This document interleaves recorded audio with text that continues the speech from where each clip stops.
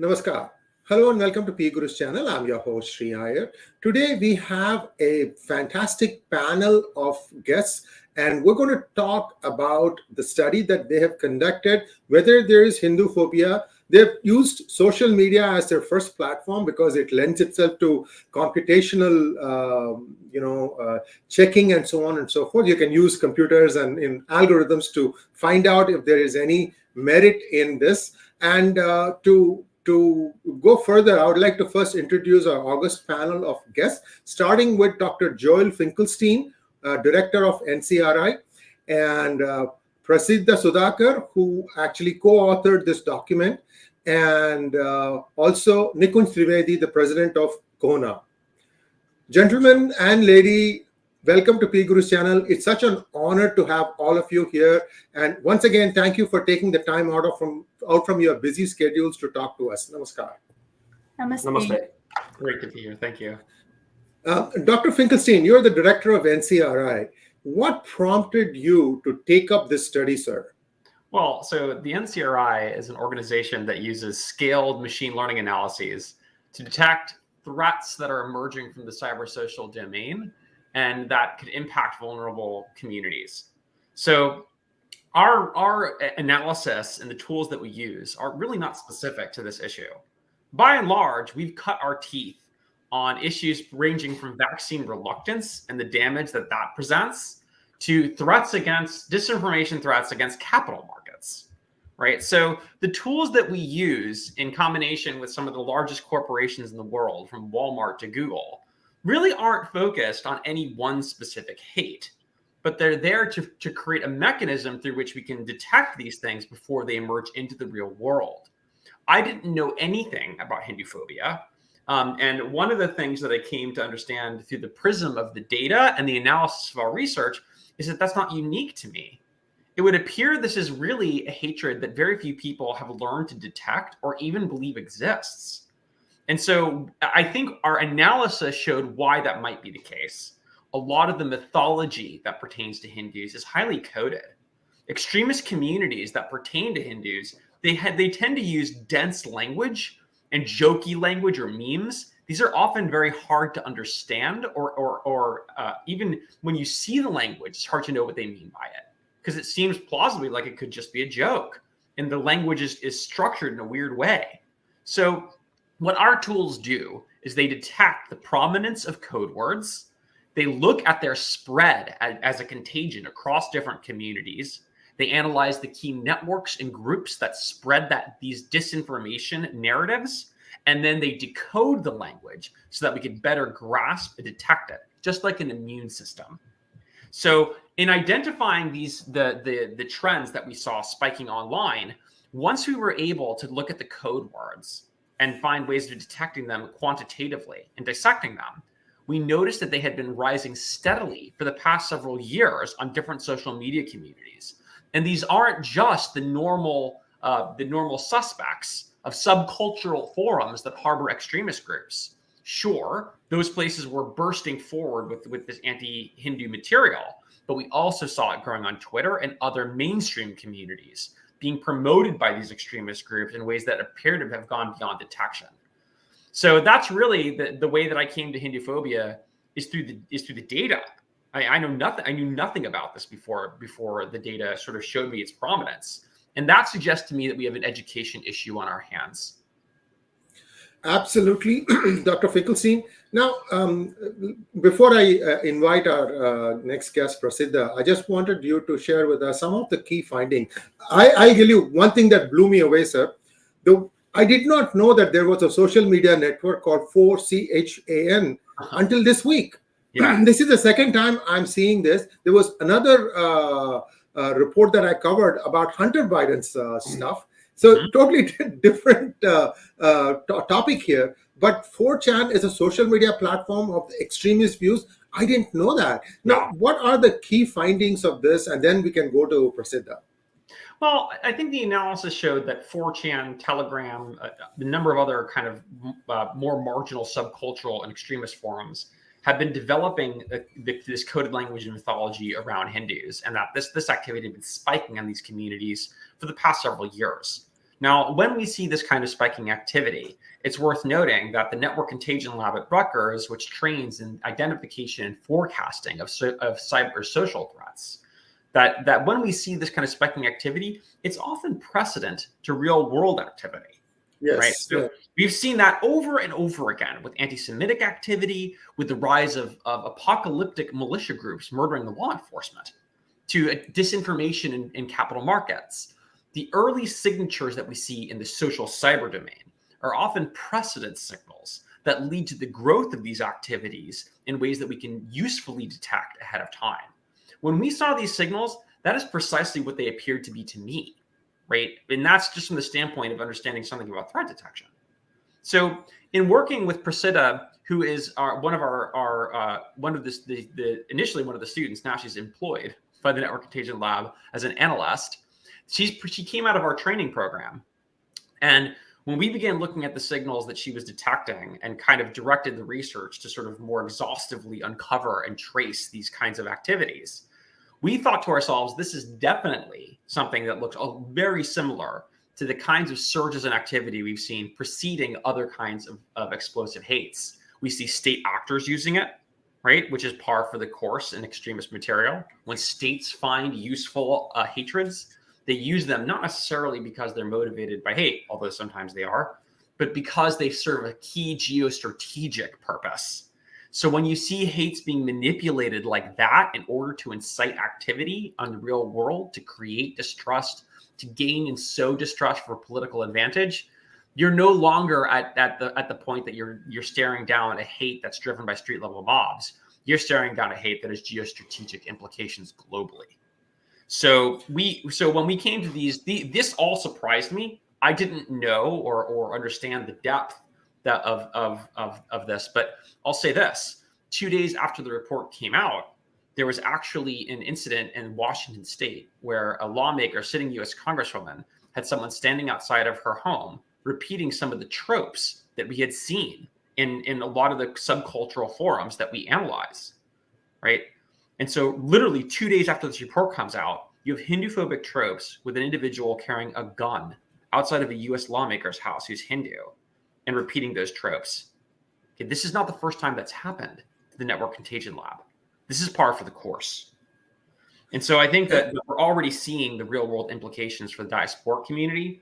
We're seeing that as tensions are rising on the mainland, we need to keep an eye on this, because what we know from experience in the world today, and as people who advocate for reality, is that what happens when a butterfly flaps its wings in China, that you could see currents ending up all over the world.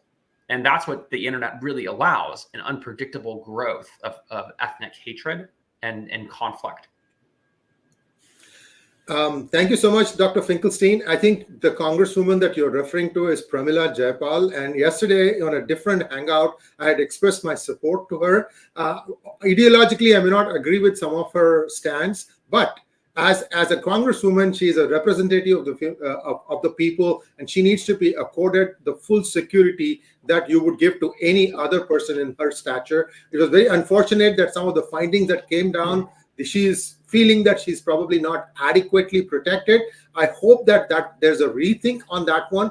And let's move on to the next speaker. Prasiddha, welcome back to PGurus channel. The first word that blew me away in this report was Paji with a T at the end. You know, Paji means elder brother respectfully in Punjabi, the little Punjabi that I know. When did elder brother respectfully said become a cuss word to denote a Hindu? How did you stumble upon this? So this all began when basically before we actually quantitatively looked at the spread of certain ethnic slurs on social media, we performed open source intelligence collection. And what that means is we manually went through Twitter and other social media platforms to start looking for very specific anti-Hindu slurs and memes. And when I was looking at a lot of the memes, some of them did appear in the report. For example, the very openly violent and genocidal ones calling for violence and killing of Hindus in very murderous ways. And I saw all of these represented as memes. But one thing I noticed that was in common with all of these memes was that ethnic slur. And so when I examined where exactly is this slur coming from, what is the origins of it, I found that this actually comes from 4chan. So 4chan basically started this slur for Indians, and they had basically used it as a mockery for Indian and Hindu names predominantly. And from our wider qualitative analysis, we found that this wasn't just about like anti-Indian hatred.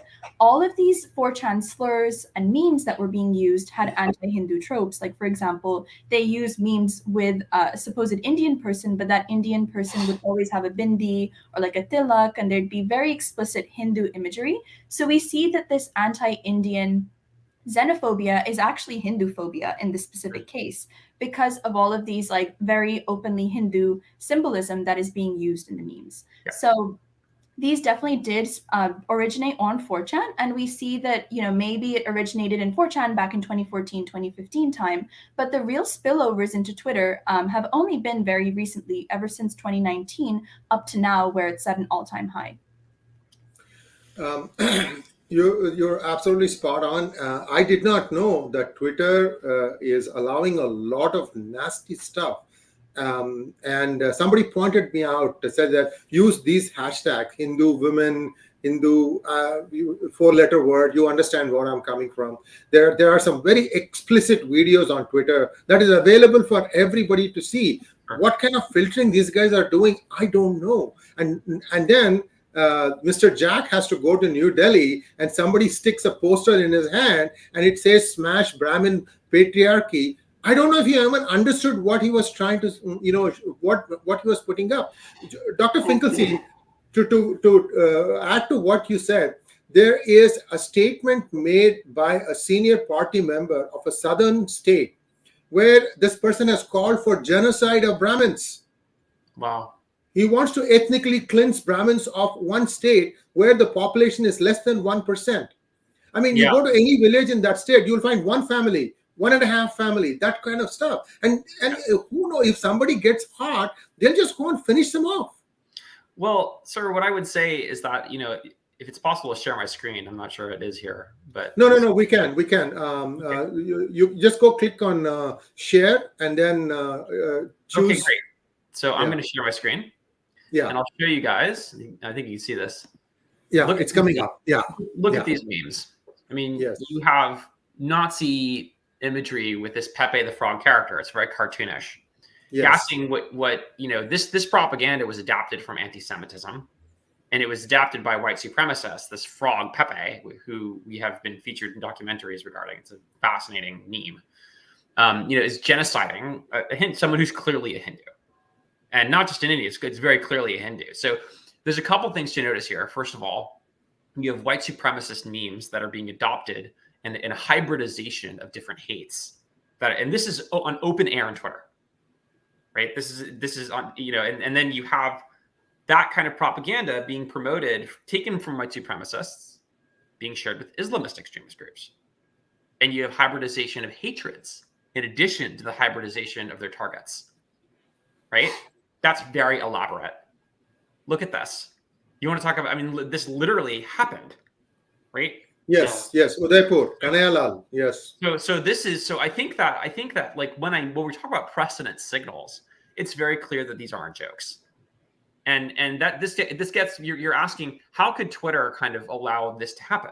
How is it that they would permit these kinds of memes to circulate in the open air? Because they don't do this for many groups, right?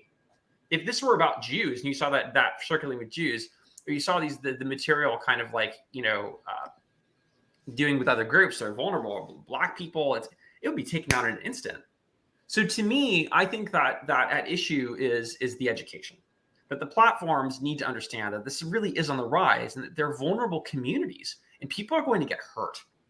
And I think that the platforms have an obligation to take these materials seriously, but also, to be honest with you, you know, because of the value, I think, of the approach that we're taking to these kinds of problems is that everybody benefits from transparency. When it's done correctly, we all benefit from the truth. The truth is something that protects everyone who tries to protect it. That's what's amazing about the truth. So my sense is that, like, when we're looking at these kinds of means, what I just showed you, you can tell me all day long that this is about something else. And the truth of the matter is, the truth is right in front of us, right? I think that the platforms need to be held accountable, and we need to be able to show these trends independent of them, because the truth is bigger than them, and they need to answer to that. Absolutely, Dr. Finkelstein, I couldn't agree with you more. Viewers, we are taking questions. Please put hashtag #NCRI, and please stay on topic. The report that they have put out is very crisp. It's got a lot of data in it, less than 20 pages long. If you could just ask specific questions from that report, that would really help us expand on this. We have the co-author, we have the director of NCRI, and we have Nikunj Trivedi. Apologies, Nikunj, for making you wait this long. But I have a very weighty question for you, sir. I read the report, and one of the findings, I'm not saying this is the only finding, one of the findings is they found a marked resemblance or correlation of a lot of tweets, Hinduphobic, coming from, of all countries, Iran.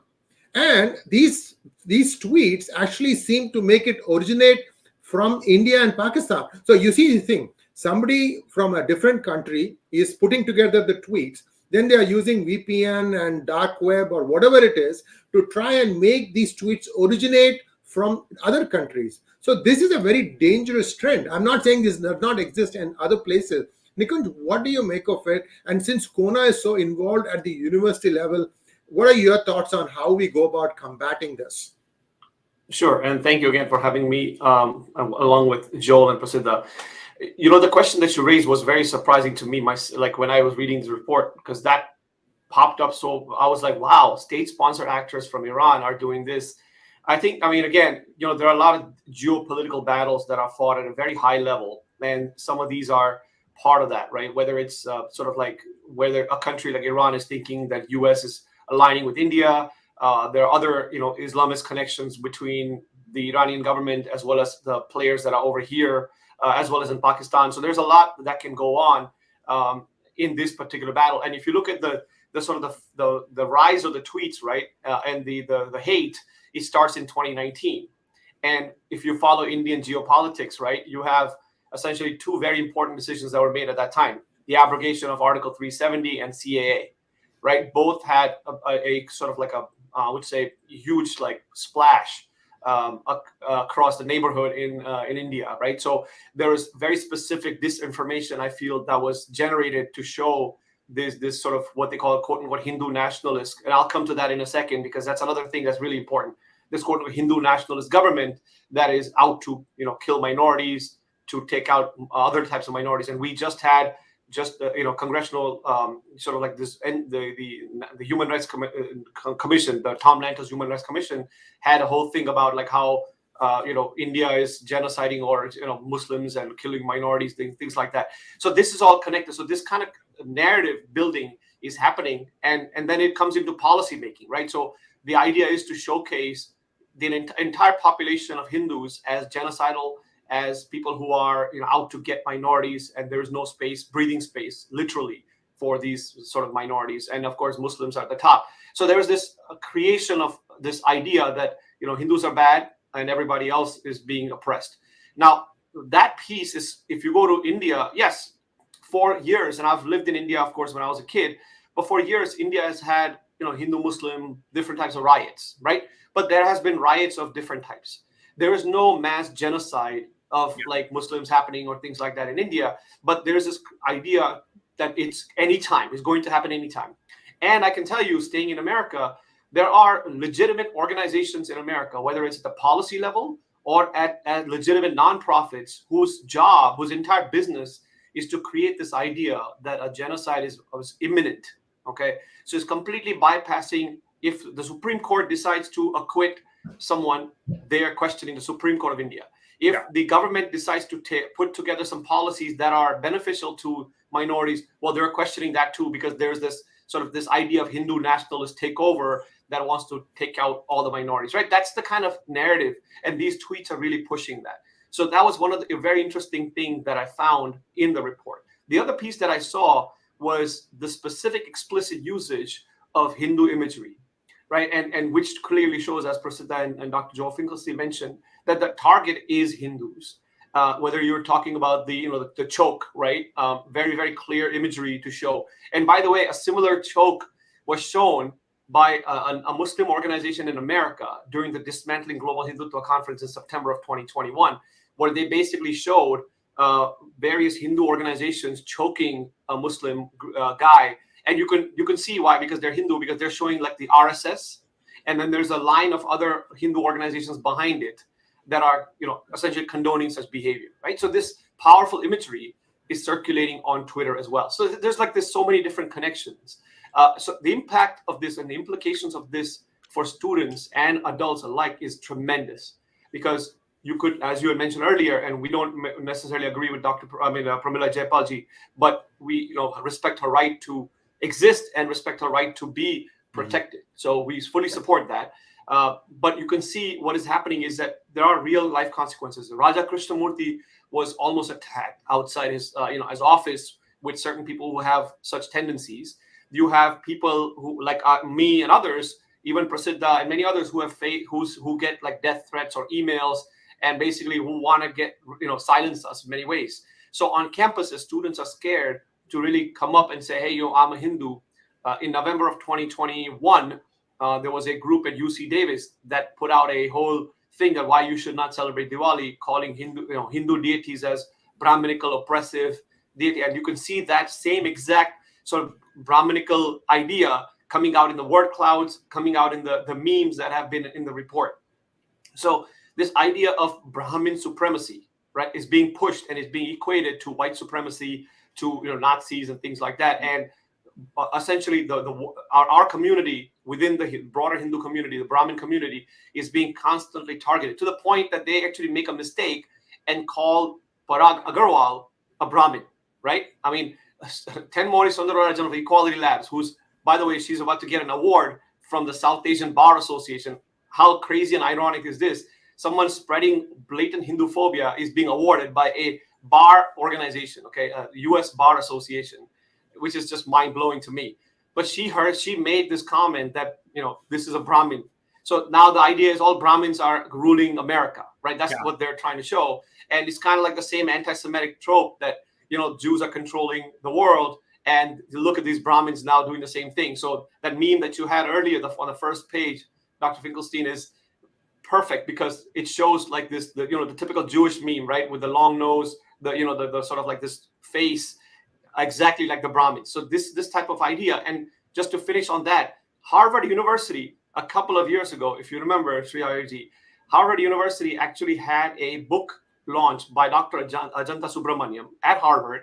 The launch of that book actually showed a Brahmin sitting on in a millstone, grinding away people, literally grinding away black figurines and putting them on fire. So there's like this fire and millstone, and there's a devilish looking figure helping the Brahmin with the millstone. This is actually at Harvard University's event. And when we asked them to apologize, they never apologized. So this information and blatant hatred is very, very prevalent in academia. And I know this report hasn't brought it out, but at some point, it's really worth analyzing what all these academics, the so-called South Asian activists, do. And they actively deny Hinduphobia. The South Asian Scholar Activist Collective, SASAC, Dr. Audrey Truschke is one of them, part of that team. They have in their manual, they actually say that Hinduphobia is a word that is manufactured by the Hindu right, essentially. So this is the kind of dangerous stuff that we are up against. So I want to say something about that specifically. Go ahead. That I don't really know anything about Dr. Truschke's work. I know nothing about the South Asian scholars. Really, I've never heard of them until last week. So, but with the field that we are developing at Rutgers and the training that we do is a fundamentally different discipline that focuses on cyber threat detection. It's quantitative and data-driven, and it's about ultimately protecting vulnerable communities from what we perceive to be imminent threats. On that basis, I'm quite confident that what we're seeing represents a threat. That it's unmistakable. And I think that issue is when people say it doesn't exist, and I don't know who these people are, and I don't know what the reasons for saying that are, what motivations might be behind that. But I think that would contradict the data. And I also think that that's unfair to the communities who really probably do need to increase the protection that they're affording themselves in the diaspora and otherwise from something that could genuinely harm them. And I think that when we have a conversation about how vulnerable communities can take pragmatic steps to procure their safety and the safety of their members, that shouldn't be an argument about, the way people feel necessarily about whatever issues there are. I think we need to have a brass tacks conversation about how we can keep people safe. Because if we can't do that, there's no other discussions to have. Yep. And because so I think, sorry, I'm go sorry? ahead, please. No, please finish. Oh, so I mean, I just wanted to say that like these are very different frameworks, for approaching these issues. So I'm just not familiar with Dr. Trivedi's frameworks or the scholarship in that field. That's not. We look at vaccine reluctance, and we look at people dying. We look at disinformation. We look at people losing fortunes on markets. We're looking at the rise of apocalyptic cults and threats to law enforcement. I mean, so really our discipline is focused on evaluating threats in terms of cost to human life, and looking at hate as hate. And I think that like when we start getting into like, it's like, there's something really similar with the threat of right-wing violence, which we have studied. I mean, we are very, very akin to this. We know we have produced some of the most important volumes. I'm not patting myself on the shoulder. I'm saying we really have produced, some incredibly important and far-reaching work on the spread of white supremacy and right-wing extraordinary hyper-nationalism. Well, that is a problem. It is definitely a problem. But it goes without saying that a lot of the times people paint for political reasons everybody with that brush.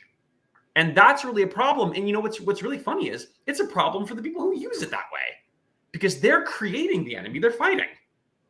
Right? And what happens is if you paint everyone who disagrees with you as a complete demon and a monster, then you're gonna get the monster you disagree with.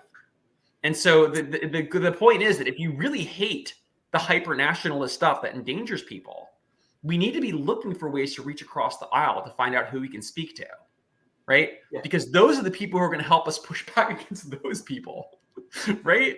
So I think that this empathy but courage but empathy, the courage to reach across to speak to people. I'll speak to anyone about this. We're not an organization that wears any ethnic hat or does any of that stuff. We really see the common courtesy and the common need for us to protect a common truth. We are advocating for reality as best we can. And you know what? We can do that better together. I guarantee it. Yeah, no, I fully agree. One second before I yield the floor to you, Nikunj. Dr. Finkelstein, I have a couple of questions from your opening statement that I'll come back to in just a minute. We have 3 or 4 questions, so we may have a little bit more time to talk about this topic overall. So I'm going to come right back to you after yielding the floor to Nikunj, and then I have one question for Prasiddha. Nikunj, go ahead. No, I agree with you. And see, the point is, what is really important here is that we have seen this actually transform into hate, right? So there are 2 incidents that I want to talk about. The report opens up with 𝗏𝗏busters, right? So 𝗏𝗏busters idea was created because Hindus were shown as this privileged people who are taking jobs away of other people, right, within Jersey City. And I have family and friends who were directly impacted and assaulted in this. So, I'm coming in from experience, not personal experience, but, the collective family and friends experience. And I know people today have bad memories, like traumatic memories of that episode. So that's number one. The second thing is in the Midwest, I'm forgetting exactly which state it was, Indiana or something, there was a white supremacist. They actually videotaped a playground, of Hindu kids, as well as women and children women and men just sitting around saying, look at these Indians and look at these Hindus who are now coming here and taking over. And it was actually put on social media. Now, remember, what does it take, right? As you mentioned, all it takes is some crazy lunatic just going in and just shooting up, right? Because they learned from social media that these are the types of privileged people. Now, let me tell you something, 2 more things, right? Someone like Ann Coulter attacked a Hindu woman. You can have political differences, not a problem. But she basically very clearly, used Hindu words and the caste system. Okay, so this idea, and that's again in the word cloud that you have, the idea of caste is connected to this. So somehow caste, this whole idea is that Hindus are casteist and they discriminate against all these people, and then they need to be eliminated. In 2019, University of Michigan held a conference where one of the panelists called for wholesale destruction of Hinduism, because Hinduism cannot be reformed, and therefore it must be destroyed in order for the world to be safe. Okay, and this is actually covered in Michigan Daily, the newspaper. Believe me, this is the stuff that is happening on campuses. So while there is violent thoughts that are going on in the outside, the problem is we haven't looked at what's going on in academia and how academia actually produces this type of hate and cancel culture. Yeah, it's an open question. I mean, I think, listen, it's much bigger than anti-Hindu hate. I mean, this is something that we're seeing, that the ratio of liberals to conservatives in the modern university, and in some disciplines it's 70-1. I'm not kidding. And in the humanities, for instance, right? So there's a polarization that has set into the university. This is absolutely indisputably true. That has set the grounds for kind of a kind of bias to set in, and the universities, I think, are beginning to understand that. That there's a set of ideologies and tropes that are kind of accepted within the university space that are really they're distortionary. I mean, it's clear that that's the case. So I think that that's a much bigger problem than what's happening with any one hatred that's generated from that. What I would say is that, let's try to figure out how we can be the adults in the room. Whatever else is true, Hinduism has been around for, I don't know, 6,000 years. Perhaps more. For a long time. And the truth of the matter is, there are a lot of people who don't feel it should be. And the same is true for many religions like Christianity. And people say the same thing about that. I think that, when it comes to being the adults in the room, a lot of this has to do with a felt sense of internal security. And it starts with the sense that these people really aren't going to be able to dismantle Christianity or Hinduism or whatever it is. Now, starting from the idea that we're all going to be sharing this planet for a long time to come, God willing, let's have a conversation and let's try to understand what those projections are like. People say that the Christian nationalist right is taking over the world and dominating these things. Look, we all know, everyone knows that, behind the bit of chauvinism, there's a bite of truth to some of those things. It's not totally true; it's distorted, but there's a bite of truth to it. So how do we find that internally in a secure way? Talk about it openly, air out some of the dirty laundry, but with the notion that we can make, we can handle it. We're old enough. We've been here long enough. We can have the responsible conversation. Don't have to return fire. We really don't. So I think that's now why is that an important approach? Because there's some people who agree with everything I just said. And whoever those people are, they're going to be more convinced about the validity of my project and what it is I'm trying to suggest to them, on the basis of extending that courtesy to them as people. They actually have something valuable to say.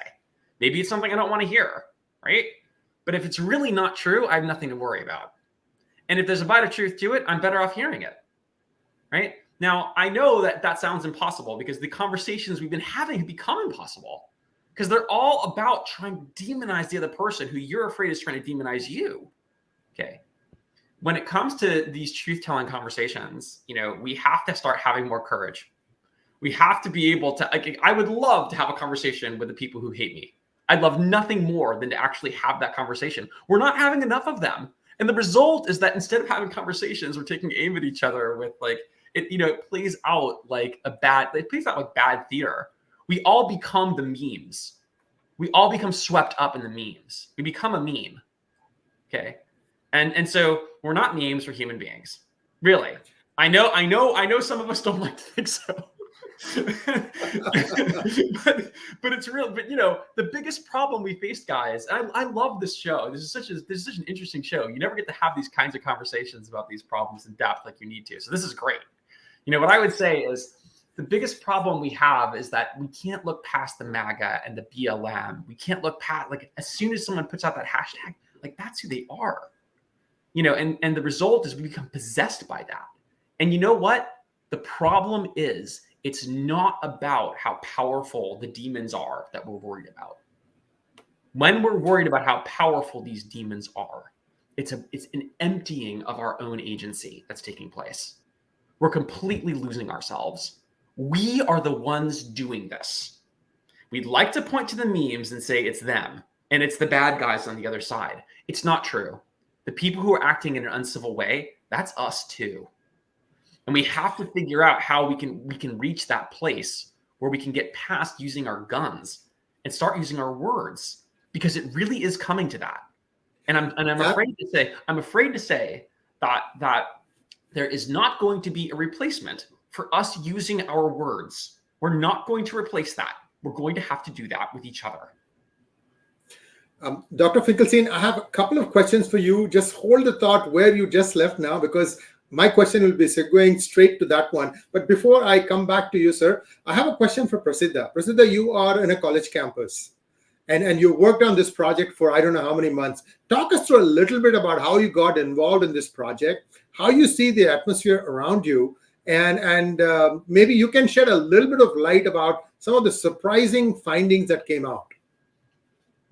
Sure. So first of all, I'm very honored for all of the authors of this paper. It really means a lot. So we had Dr. 𝗤𝘠𝗪𝗀 from the chair of the Rutgers Psychology Department, John Farmer, who's the former Attorney General of New Jersey, as well as former Congressman. Yeah, his forward is very powerful. His forward is very powerful. Go ahead, please. Yeah, so it's really amazing to have everyone come together to work on such an impactful report that Joel and both Nikunj has mentioned, that this is definitely a topic that's vastly understudied. So like I said, we began with open source intelligence collection and analysis, where we began to identify certain code words and terms. And then what we did is we actually applied computational methods to this analysis. So we actually looked at the trends of these certain terms and slurs over time on more fringe communities like 4chan, Gab, and Telegram, and then started to look at how these terms were starting to being used on Twitter. And so we also developed natural language processing techniques that we applied to the data that we had, where we looked at what are the tropes associated with these anti-Hindu slurs and terms. And that's what we call a topic network. So when we look at the topic network, we see very explicitly anti-Hindu tropes that are being used. And like Joel has mentioned, there's a lot of similarities in the hatred between anti-Semitism, and also some of the trends that I saw was very similar to anti-Asian hate and also Islamophobic tropes that are present on 4chan and Gab and other communities. And so we examined that on the more fringe web platforms.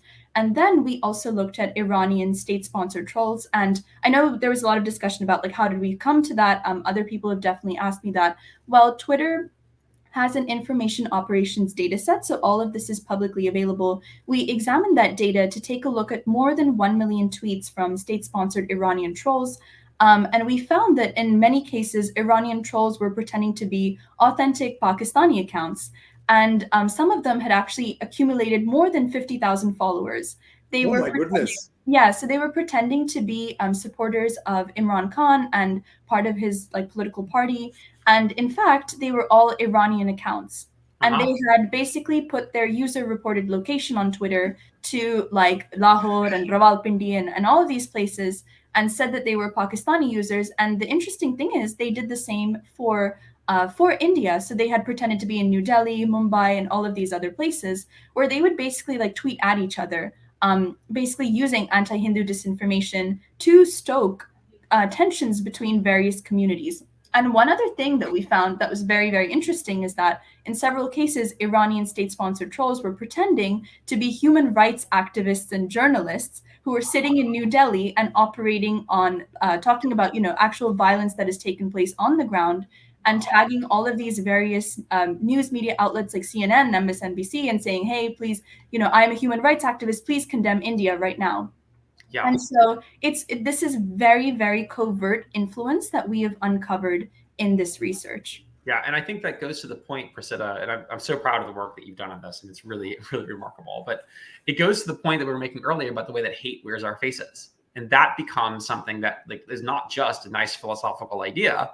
It has geostrategic implications, because it can reliably puppeteer behavior. Before I got into this work, what I did was literally, I was a neuroscientist at Princeton, and I was using laser beams to control the minds of animals that can reverse engineer the brain and determine how behavior works. And we were putting animals in virtual reality to understand sort of like, how does the brain work to process stimuli and make decisions. And you can manipulate that process by beaming in information. Okay. So that's exactly how social media works. Dr. Finkelstein, I have a question here, sir. See, yes. What has happened with social media being so popular? We almost all of us wake up to one platform or the other. The first thing we do, I mean, you know, because we might have posted something, we want to see the response. But what I'm afraid we have created is silos. You know, silos and echo chambers. Now, these things, we just keep on enhancing, amplifying your point of view to the point where somebody sees, I got to do something about it. I want to act on this. So this is the real danger that social media, poses to the whole society at large. Dr. Finkelstein, my request to you, sir, is this just one edition? Or are you going to have more editions? That's one question. There's a lot more work coming. There's a lot more on this. So I think that we are at the beginning of our sort of a field building exercise that uses quantitative methods to understand the history, longevity, and the multifaceted nature of numerous kinds of hates. And I think that the work we're doing with Hinduphobia, it's been very eye-opening to me. I mean, I certainly feel like I have received a huge amount of education. And to some extent, I have to admit, I feel a little bit embarrassed at how little I knew. You know, so I think that if that's true for me, it's nominally my job to know these things. So if that's true for me, I can only imagine that must be true for other people. There's a real education issue here. And there also, I think, is a scholarship issue, that the invisibility, both from the standpoint of the scholarship, the standpoint of the education, you know, there's a way in which this story has been very, very muffled, it would appear, for a very long time. And I think that to really effectively break that problem probably requires, you know, a lot of historical analysis. It probably requires, you know, a broader sample of where Hinduphobia manifests, what is and what isn't Hinduphobia, how we make that distinction. I think we can be nuanced. I think we can get close to that. And I think we can help people better detect when, you know, we've gone beyond the foul line and when we're sort of in line with reasonable, you know, what's the difference between dislike and hate, right? There is a difference. People are entitled to dislike Hinduism. They're entitled to dislike, you know, a lot of things, but, you know, we know that there is such a thing as baseless ethnic hatred. And, you know, so I think that's where we can really look at that and try to find more principled ways of spotting it and detecting it.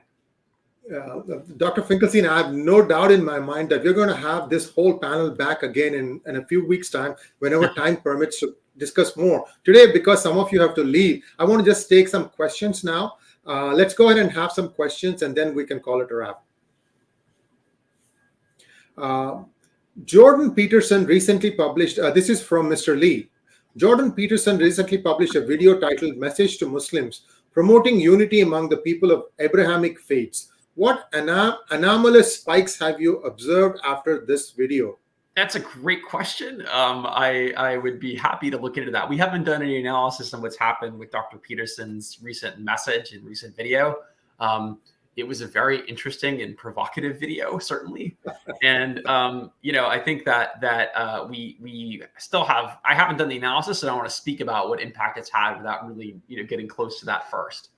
But it's absolutely, but it's actually to the audience's point, it's emblematic of some of the problems we're having with having conversations, because, you know, Dr. Peterson was kicked off of Twitter presumably for violating their terms of service.